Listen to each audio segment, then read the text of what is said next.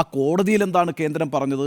കേരളം ആദ്യം അവരുടെ തുക ചിലവിടട്ടെ, കേരളത്തിൻ്റെ കയ്യിലുള്ള ദുരിതാശ്വാസ ഫണ്ടിൽ നിന്നുള്ള തുക ചിലവിടട്ടെ, അതിനുശേഷമാകാം മറ്റു കാര്യങ്ങൾ എന്നാണ് കേന്ദ്രം ഹൈക്കോടതിയിൽ പറഞ്ഞത്. അതിൻ്റെ അടിസ്ഥാനത്തിൽ ഹൈക്കോടതി ഒരു തീർപ്പ് കൽപ്പിച്ചത് എന്താണ്?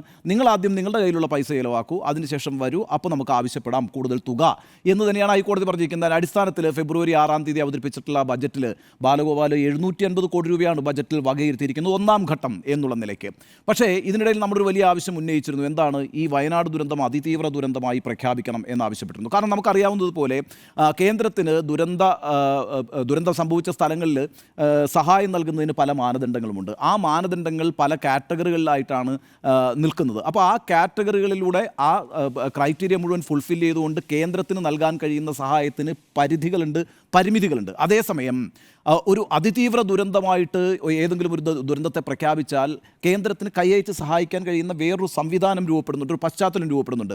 അപ്പോൾ അതിതീവ്ര ദുരന്തമായിട്ട് വയനാട് പ്രഖ്യാപിച്ചപ്പോൾ നമ്മളെന്താ വിചാരിച്ചത്? ബജറ്റിലൊരു വലിയ സഹായം കേരളത്തിന് വരാൻ പോകുന്നു, അതിനുള്ള വഴി തുറന്നിരിക്കുന്നു എന്നാണ്. പക്ഷേ എന്താ സംഭവിച്ചത്? ഫെബ്രുവരി 1-ാം തീയതി നിർമ്മലാ സീതാരാമൻ പാർലമെൻറ്റിൽ അവതരിപ്പിച്ച ബജറ്റിൽ വയനാടിന് ഒരു പ്രഖ്യാപനവും ഉണ്ടായിരുന്നില്ല, വയനാടിന് ഒരു സഹായവും ഉണ്ടായിട്ടില്ല എന്നുള്ളതാണ്.